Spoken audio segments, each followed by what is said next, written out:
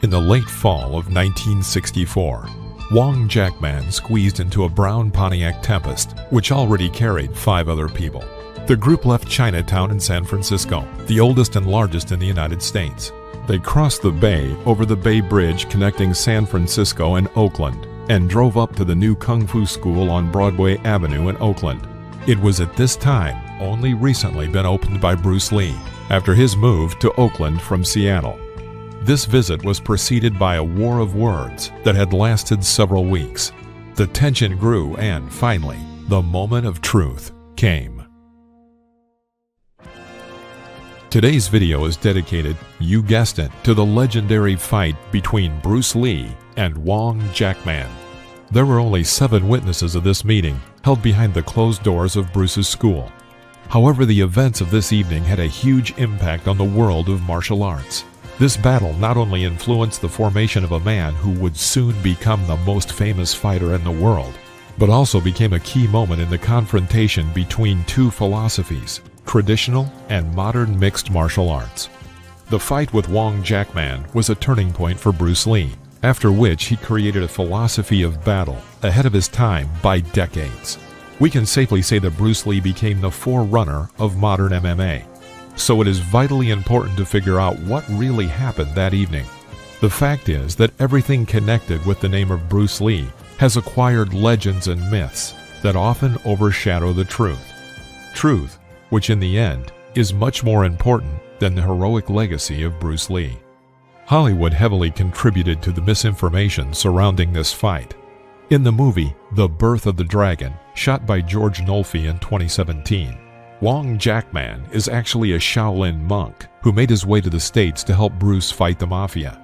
This fiction is joined by the 1993 film Dragon, the story of Bruce Lee, in which Jason Scott Lee played the main role. You may remember him from his appearances on television. In that film, the fight takes place in front of the Secret Council of the Ninja and ends with Wong's vile strike to Bruce Lee's back. In fact, the real story is far more interesting than all of the senseless Hollywood cliches. For those that are interested, we will now explore what led to this fight. For those who simply want specifics about the battle, timing marks will now appear on the screen, so you can skip ahead to that point in the story. And so, we begin. From Seattle to Oakland. In the early 1960s, the San Francisco Bay Area became home to numerous martial arts fans who arrived from South China, Hong Kong, and Hawaii. Around the same time, Bruce dropped out of college and the comfortable environment he had created for himself in Seattle and moved to Oakland. He went there to join his friends and associates as they improved and continued on the path of martial arts.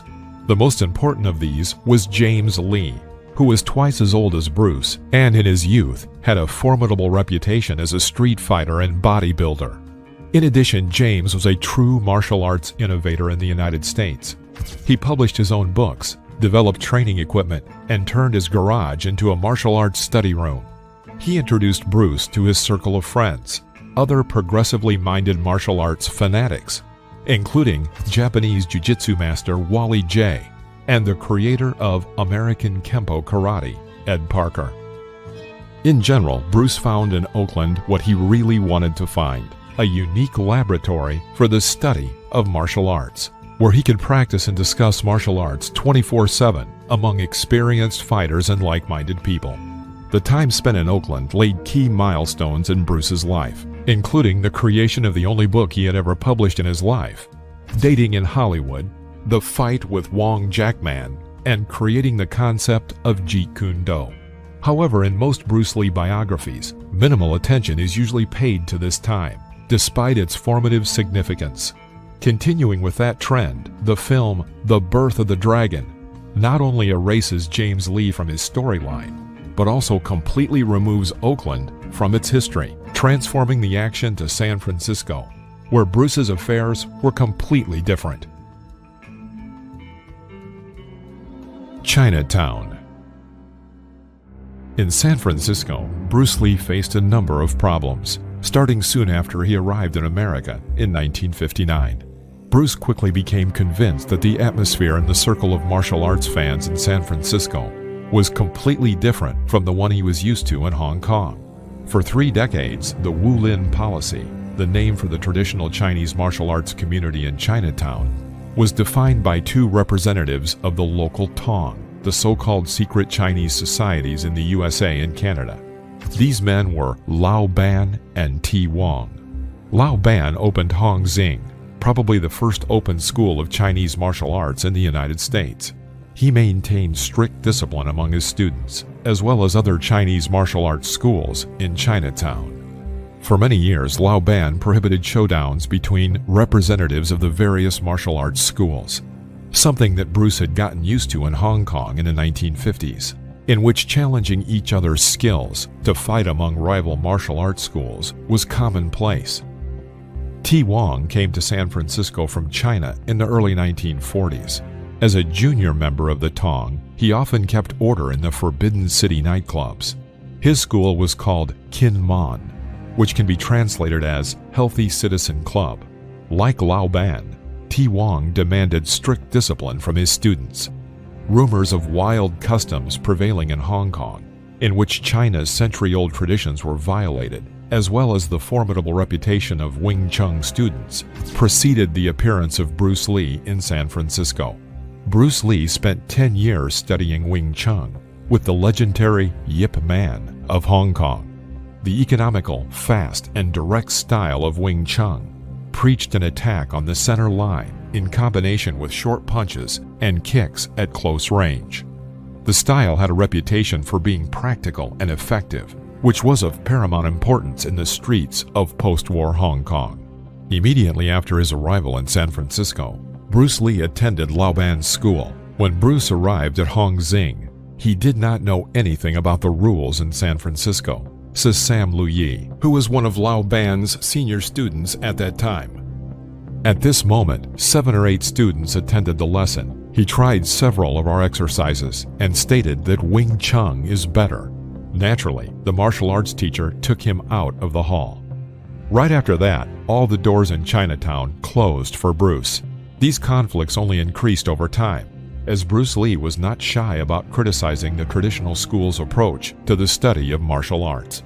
In a book published by James Lee, Bruce dismantled and mercilessly criticized the techniques from Ti Wong's books, published a little earlier. Naturally, these insults did not go unnoticed. Therefore, the opinion of Ti Wong, who called Bruce a dissident with bad manners, was shared by the vast majority of Chinese martial arts communities in Chinatown. And so it happened. At just the right moment, Wong Jackman arrived in San Francisco. He quickly gained a reputation as a well-educated young man who respected the traditions and authority of his elders. And at the same time, he was a great fighter. He became the first representative of the Northern Shaolin styles in Chinatown and impressed everyone with their demonstration. In many ways, this style was the exact opposite of Wing Chun. Sweeping kicks and kicks from long distances, in combination with acrobatic elements, Chinatown accepted Wong as unconditionally, as it had rejected Bruce Lee. Dissident. At the beginning of 1964, Bruce significantly strengthened his early criticism of the ineffective styles and techniques and began giving demonstration lectures in which he proved the superiority of his new methods over swimmers who learned to swim on land and who practice classic turbidity. In contrast, he called his approach scientific street fighting. As a rule, at these lectures, Bruce demonstrated techniques of other styles, and then he took them apart piece by piece, methodically explaining why this would not work in street fighting. It is no coincidence that one of the styles that he liked to disassemble and criticize in front of a large audience was Northern Shaolin. At the first famous Long Beach martial arts tournament, hosted by Ed Parker, Bruce annoyed many participants after criticizing many traditional practices, such as the Kibadacha or the Maba horse stance. He just came and started criticizing people, explains Barney Skolin, who was 18 years old at the time of the tournament. Although Bruce's appearance at the Long Beach tournament is often portrayed as a triumphal success, many of the participants do not hide the fact that they, at the time, considered him an impudent person. Clarence Lee, with more than a half-century experience, recalls, "Guys practically stood in line to fight with Bruce Lee after his demonstration on Long Beach." In the summer of 1964, Bruce Lee accompanied Hong Kong actress Diane Chung Ven, the Chinese Marilyn Monroe of the time, on her promotional tour of the U.S. West Coast to support her latest film. This led them to the Sung Sing Cinema, located in the heart of Chinatown, San Francisco. Naturally, Bruce could not miss such an opportunity to make his demonstration, which further enraged the representatives of Chinese martial arts in San Francisco. In this demonstration, Bruce called traditional Chinese martial arts old toothless tigers. Naturally, such a hint could not help but touch Lao Ban and T. Wong. It was an insult to two highly respected members of the Chinese community, made by an arrogant upstart. At this point, a confrontation was inevitable, given that several years before that, the martial arts community in Seattle challenged Bruce for much smaller statements. Japanese karateka Yoichi Nakachi challenged Bruce during a similar demonstration, in which Bruce criticized karate. Yoichi pursued Bruce for several weeks. When they finally got together in a duel, Bruce literally destroyed Yoichi by conducting a series of quick punches and ending the fight with a knockout kick. The whole battle lasted 11 seconds, and Yoichi was hospitalized with a fractured skull. It is strange that this meeting is usually hushed up as insignificant, although in reality, it's an indicative example of Bruce's future. The Forgotten Fight. Why did Wong Jackman challenge Bruce? Now we come to the most interesting part of the story. There is a theory that he simply wanted to make a name for himself and advertise his school, which he opened in Chinatown in San Francisco. Local Tai Chi Chuan master David Chin claims this is exactly what Wong said when he signed the call, which was then delivered to Bruce Lee. However, many believe that Wong was pushed to make the decision, sending him like a new kid at school at the main troublemaker. But who were the 5 guys who went to Oakland with Wong Jackman? Next to Wong sat David Chin and Chan Baldhead Kyung, 2 representatives of the Tai Chi Club, which had appeared in Chinatown in the 1930s. In the back seat were a trio of dubious men, who were not directly related to the Wu Len: Ronald Ya Wu, who earned his nickname for constant chatter, Martin Wong, and Raymond Fong. As Wong Jackman later admitted, they were brought along for numbers. None of those in the car was a student of T. Wong or Lao Ban, but there were 2 representatives of the Tai Chi Chuan Club in it.